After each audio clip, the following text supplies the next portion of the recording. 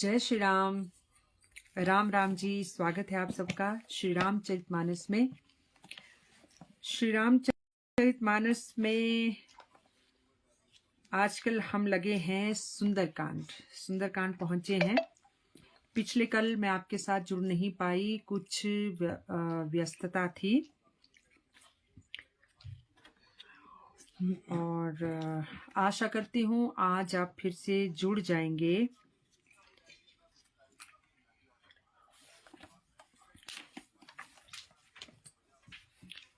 जुड़ जाइएगा।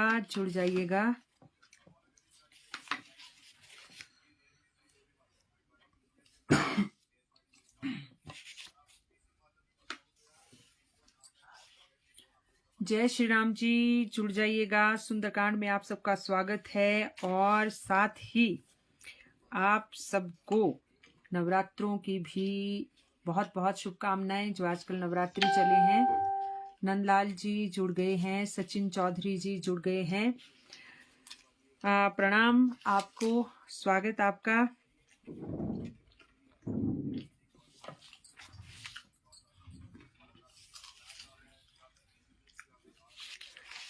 जो पीछे हम जो प्रसंग पढ़ रहे थे, वो प्रसंग पढ़ रहे थे कि विभीषण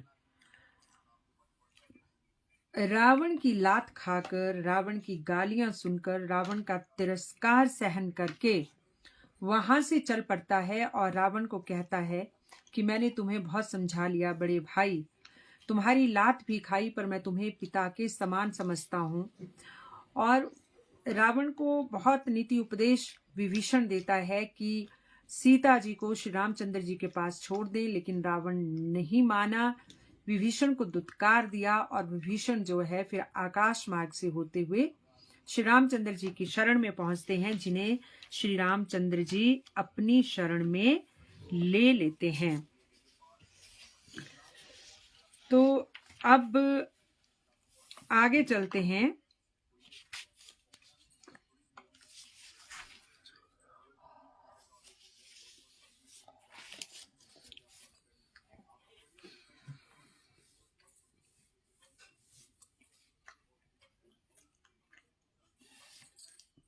श्री रामचंद्र जी ने विभीषण को बड़े प्रेम से गले लगाया, उनका हालचाल पूछा। और अब आगे का प्रसंग। तब लगी हृदय बसत खलनाना, लोभ मोह मच्छर मदमाना। जब लगी उड़ना बसत रघुनाथा, धरे चाप सायक कटि भाथा। लोभ मोह मत्सर मद मान आदि जो अनेक दुष्ट प्रवृत्तियां हैं जो मनुष्य के हृदय में बसती हैं, जब तक धनुष बाण और कमर में तरकस धारण किए हुए श्री रामचंद्र जी हमारे हृदय में नहीं बसते हैं, तब तक ये दुष्ट प्रवृत्तियां, लोभ मोह चिंता द्वेष, इस तरह की सारी जो को प्रवृत्तियां होती हैं वो हृदय में बसती हैं। लेकिन जब कोई मनुष्य, कोई राक्षस, कोई गंधर्व, कोई गिन्नर, कोई पशु, कोई पक्षी अपने हृदय में श्री रामचंद्र जी को धारण कर लेता है, तो वो जो नकारात्मक प्रवृत्तियां हैं वो स्वतः ही नष्ट हो जाती हैं। ममता तरुण तमी अंधियारी, कि ममता पूर्ण अंधेरी रात है। ममता भी एक अंधेरी रात की तरह ही है। राग द्वेष उल्लुक सुखकारी, ममता जो है राग द्वेष रूपी उल्लुओं को सुख देने वाली है। जब लगी बस्ती जीव मन माही, जब लगी प्रभु प्रताप रभिनाई। वो तभी तक जीव के मन में बसती है तो जब तक कि प्रभु का प्रताप हमारे हृदय में नहीं बसता। तो तुलसी जी के कहने का ये तात्पर्य है कि कितनी भी भारी बुरी प्रवृत्तियां हैं, हम ममता की बात करते हैं तो ममता एक सकारात्मक शब्द है, लेकिन ममता एक प्रबल मोह प्रवृत्ति है। और जब तक इस ममत्व में फंसे रहते हैं तब तक हम ना नारायण को भज सकते हैं, ना श्री राम को भज सकते हैं, क्योंकि हम ममता में फंसे हैं, ममता में बझे हैं। ममता चाहे अपने पुत्र के प्रति, पुत्री के प्रति, पति के प्रति, परिवार के प्रति, किसी के भी प्रति, किसी अन्य मनुष्य के प्रति, किसी अन्य जीवधारी के प्रति, वो हमें श्री हरि नारायण श्री रामचंद्र जी के रास्ते पे नहीं चलने देती कि वो मोह लेती है अपने मोह पाश में। अब मैं कुशल मिटे भय भारे, देखी राम पद कमल तुम्हारे। तो विभीषण कहते हैं, ये बातें विभीषण कह रहे हैं श्री रामचंद्र जी से, और कहते हैं कि अब मैं सब तरह से कुशल हूं। क्योंकि श्री रामचंद्र जी ने क्या पूछा था उन्हें कि कहू लंकेश सहित परिवारा, कुशल कुठार बास तुम्हारा। कि लंकेश कहा एक तो विभीषण ने, विभीषण को श्री रामचंद्र जी ने पहली ही मुलाकात में, पहले ही संबोधन में, और पूछते हैं कि क्या संदेश है तुम्हारा, क्या कुशल मंगल है। तो विभीषण कहते हैं कि अब आपके चरणों के दर्शन हो गए, अब मेरा सब जगह मंगल ही मंगल है। तुम कृपाल जा पर अनुकूला, ताही न व्याप त्रिभिद भव शूला। कि जिसका आपके ऊपर हाथ आ जाएगा उसे किसी भी तरह का रोग, दुख, शोक, संताप व्याप ही नहीं सकता। विभीषण जी ऐसा कह रहे हैं। मैं निश्चर अति अधम स्वभाव, शुभ आचरणों की नह नहीं काऊ, जासु रूप मुनि ध्यान आवा, तेहि प्रभु हर्षि हृदय मोहिलावा। विभीषण कहते हैं कि मैं तो निशाचर हूं, राक्षस हूं, और मेरा स्वभाव ही है, राक्षस का स्वभाव ही है कि किसी दूसरे का भला नहीं करता। लेकिन आप इतने करुणामयी हैं, आप करुणा निधान हैं, आपने मुझ जैसे अधम प्रवृत्ति वाले राक्षस को भी अपने हृदय से लगा लिया, तो अब मेरा कुशल, अब मेरा मंगल कैसे ना होगा। अहो भाग्य मम अमित अति, राम कृपा सुखपुंज, देखे नयन बिरंची शिव सेव्य जुगल पद कंज। हे कृपा सुख के पुंज श्री रामचंद्र जी, मेरा अतीब असीम सौभाग्य है जो मैंने ब्रह्मा और शिव जी के द्वारा सेवित चरणों को देखा, चरणों को स्पर्श किया, उन चरणों में मैं पड़ा, उनके मैंने दर्शन किए। सुनहु सखा निज कहूं सुभायु, जान भुसुंडी शंभु गिर जाऊ, जो नर हुई चराचर द्रोही, आवे सभय शरण तक मोही। अब ये गूढ़ बातें हैं जो श्री रामचरितमानस में लिखी हैं। श्री रामचंद्र जी कहते हैं, जो श्री रामचंद्र जी कहते हैं वो सुनने वाली बात है। जैसे गीता में जो श्री कृष्ण कहते हैं वो सुनने वाली बात है, वो हमारे जीवन के लिए एक लक्ष्य निर्धारित करती है, एक दिशा निर्देश देती है। तो श्री रामचंद्र जी की बात जो उन्होंने कहा, क्या कहा? श्री राम ने कहा, हे सखा सुनो। श्री राम क्या कहते हैं, जैसे लिखा है मैं वैसे पढ़ूंगी कि मैं तुम्हें अपना स्वभाव कहता हूं।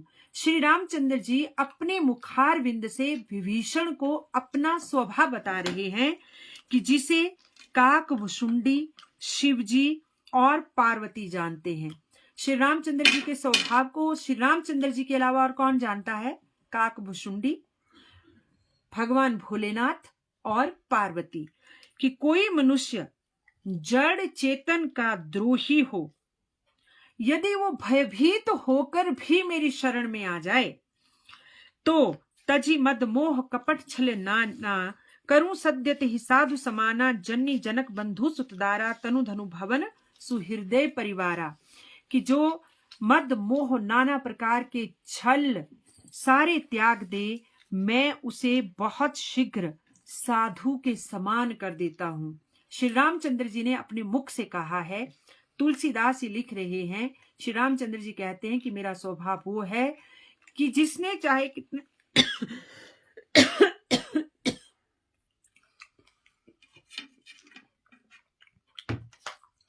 कितने भी कुकर्म किए हों, लेकिन वो अपनी दुष्ट प्रवृत्तियां छोड़कर मेरी शरण में आ जाता है।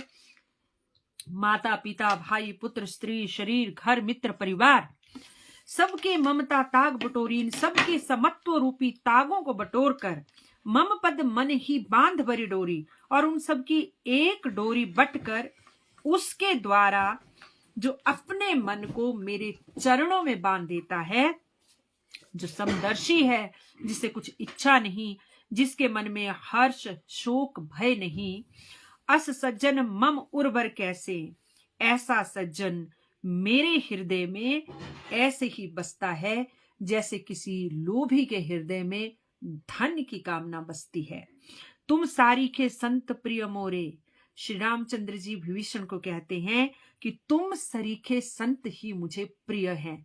कैसा संत? जो राक्षसों के बीच में रहकर, जो राक्षस कुल का होकर, रावण और विभीषण की माता राक्षस कुल की थी, तो एक हिसाब से वो भी राक्षस कुल के हुए। तो जो राक्षसों के होकर भी मेरा भजन करते हैं, श्री हरि नारायण का भजन करते हैं, सब जीवों के प्रति समत्व भाव रखते हैं, धर्म के रास्ते पे चलते हैं।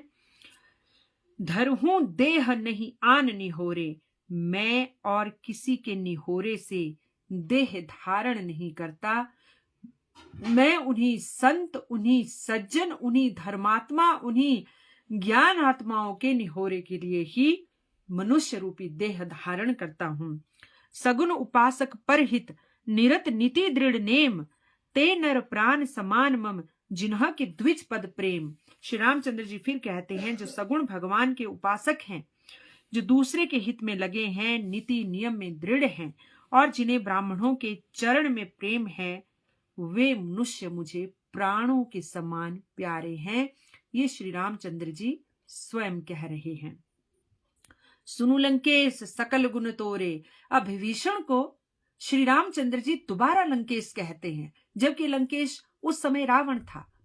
यानी कि उन्होंने लंकेश कह दिया तो विभीषण का भावी लंकेश होना तय हो गया था और रावण की मृत्यु निश्चित हो गई थी, क्योंकि छोटा भाई विभीषण तभी लंकेश बन सकता था अगर रावण की मृत्यु होती। जो सगुण भगवान के उपासक हैं, जो दूसरों के हित में लगे रहते हैं, वो मनुष्य मुझे प्राणों से प्यारे हैं। सुनो लंकेश सकल गुण तोरे, ताते तुम अतिशय प्रिय मोरे। राम बचन सुनि वानर जूथा, सकल कहीं जय कृपा बरु था। हे लंकापति, सुनो तुम्हारे अंदर सब उपयुक्त गुण हैं, तुम मुझे अति प्रिय हो।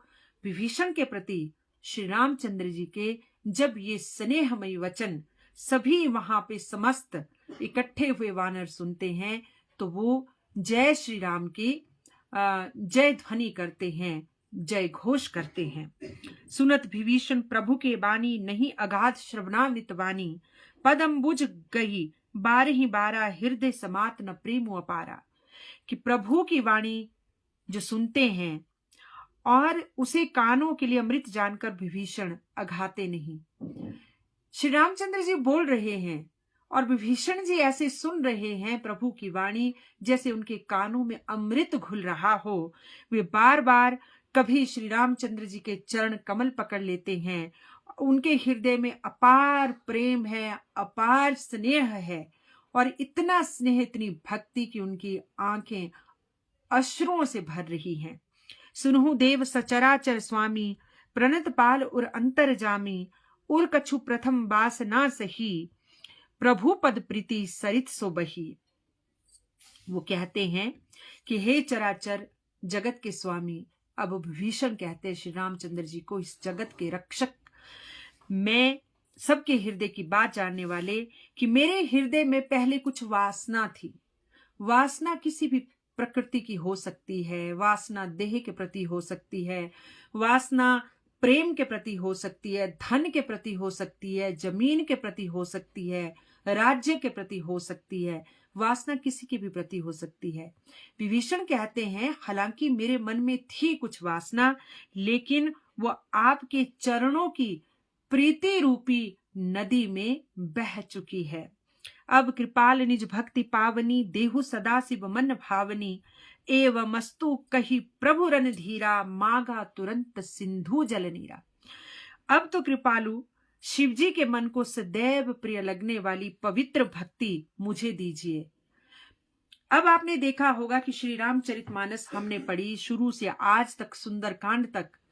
जो भी मिले, जिन्होंने भी श्री रामचंद्र जी के दर्शन किए, उन्होंने ना राज्य मांगा, ना धन मांगा, ना संपत्ति मांगी, उन्होंने कुछ नहीं मांगा तो केवल श्री रामचंद्र जी की अनन्य भक्ति। और अब विभीषण भी वही अनन्य भक्ति श्री रामचंद्र जी से मांग रहे हैं कि मुझे अपने चरणों में स्वाभाविक भक्ति प्रदान कीजिए। और एवमस्तु कहते हैं श्री रामचंद्र जी ऐसा ही हो, और अब वो समुद्र का जल मंगवाते हैं। जतपि सखा तब इच्छा नाही, मोर दरसु अमोघ जगमाही। वो कहते हैं श्री रामचंद्र जी विभीषण को कि हे विभीषण, यद्यपि तुमने कोई इच्छा नहीं जताई है, यद्यपि तुमने नहीं कहा है कि रावण का संहार करो, यद्यपि तुमने नहीं कहा कि आपको कि मुझे लंका का नरेश बनना है, यद्यपि तुमने भक्ति के अलावा कुछ भी नहीं मांगा और वो अनन्य भक्ति मैंने तुम्हें प्रदान की, लेकिन तुमने मेरा दर्शन किया है जो कि अमोघ है। अस कही राम तिलक ते सारा, सुमन वृष्टि नभ भई अपारा। ऐसा कहकर श्री रामचंद्र जी जो सिंधु नीर है, समुद्र का जल है, उसी से विभीषण का राज तिलक कर देते हैं। लंकेश तो पहले ही कह चुके हैं। रावण क्रोध अनल निज श्वास, समीर प्रचंड जरत विभीषण राखे दीनु राज अखंड। श्री रामचंद्र जी ने रावण के क्रोध रूपी अग्नि में अपनी श्वास रूपी पवन से जो प्रचंड हो रही थी, जो अग्नि हो रही थी प्रचंड, उसमें जलते हुए विभीषण को उन्होंने बचा लिया और उसे अखंड राज्य दे दिया। जो संपत्ति शिवराव नहीं, दिने दिए 10 मात, सोई संपता विभीषण नहीं, सकचु ही दीन रघुनाथ। जो संपत्ति रावण ने भगवान भोले शंकर को 10-10 बार अपना सिर काट के प्राप्त की थी, वो संपत्ति, सारी की सारी संपत्ति श्री रामचंद्र जी ने विभीषण को यूं ही बातों में दे दी। सिर्फ भक्त हैं विभीषण, धर्मज्ञ हैं, पाप से दूर हैं, राक्षस प्रवृत्ति से होते हुए भी धर्म के अनुकूल चलते हैं। और स्वयं श्री रामचंद्र जी ने कहा जो ऐसा है मैं उसी का हो जाता हूं और उसी पे मेरा सर्वस्व निछावर हो जाता है। अस प्रभु छाड़ी बझई जे आना, ते नर पशु बिनु पूंछ विशाना। तो तुलसीदास जी कहते हैं कि ऐसे प्रभु का भजन छोड़कर जो प्रभु से कुछ और मांगते हैं वो बिना पूंछ के पशु के समान हैं। तभी तो कहते हैं कि ईश्वर से कुछ मांगना है तो मांग लीजिए, ईश्वर को ही सब कुछ आप ही मिल जाएगा। निज जन जानी ताहि अपनावा, प्रभु स्वभाव कपि कुल मन भावा। अपना सेवक जानकर विभीषण को श्री रामचंद्र जी ने अपना लिया। प्रभु का ये स्वभाव वहां जितने भी वानर उपस्थित थे उन सबको बहुत ही भाता है। पुनि सर्वज्ञ सर्व उर्वासी, सर्व रूप सब रहित उदासी, बोले वचन नीति प्रतिपालक, कारण मनुज दनुज गुल घालक। फिर सब कुछ जानने वाले, सबके हृदय में बसने वाले, सबको प्रेम करने वाले, दुख में सामान्य रहने वाले, सुख में सामान्य रहने वाले, उदासीन रहने वाले, राक्षसों के कुल का नाश करने वाले, श्री रामचंद्र जी की नीति की रक्षा करने वाले वचन कहते हैं। सुनिएगा श्री रामचंद्र जी क्या कहते हैं, नीति पूर्वक वचन।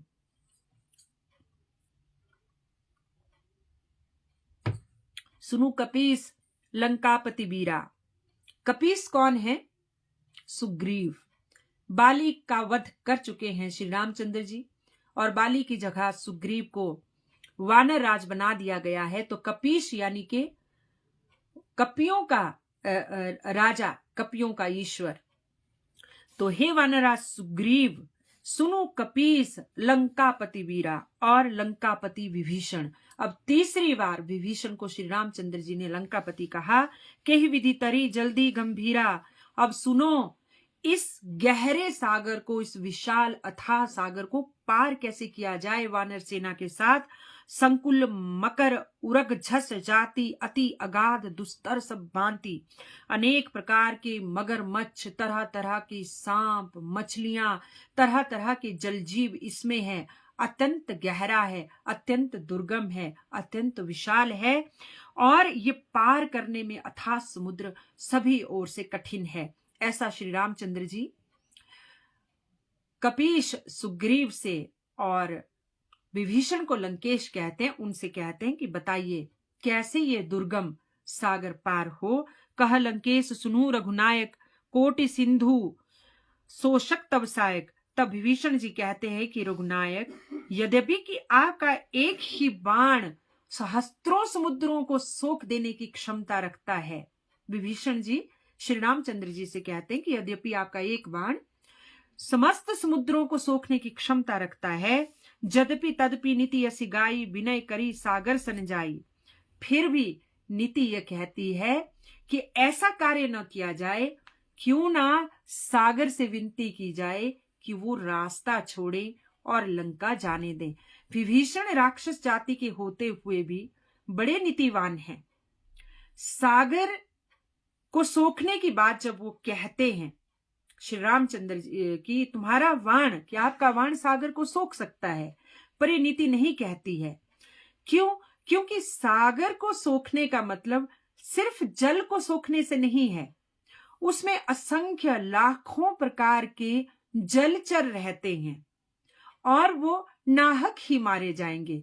तो नीति ये नहीं कहती है कि आप एक केवल समुद्र को सोखने के लिए असंख्य जलचरों की हत्या कर दें, उन निरीह जलचरों की हत्या कर दें जिनका कोई कसूर ही नहीं, जिनका कोई अपराध ही नहीं। तो ऐसी नीति विभीषण जी श्री राम जी को बताते हैं कि क्यों ना सागर से विनती की जाए कि रास्ता छोड़े। अब सोचने वाली बात है, आप सागर के किनारे खड़े हो जाएं, सागर क्या एक नाले के किनारे खड़े हो जाएं और नाले को कहें भाई तुम्हें पार कैसे किया जाए, कृपया नाला जी रास्ता दीजिए।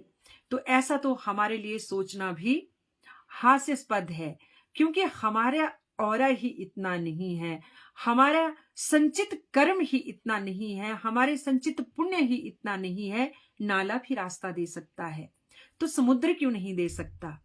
वो तो संचित कर्म, उनकी आभा और उनके अंदर की जो मर्यादाएं हैं, जो सागर से भी ज्यादा उमड़ उमड़ कर हिलोरे भर रही हैं, वो सागर भला रास्ता क्यों ना दे। देखते हैं सागर रास्ता देता है क्यों नहीं।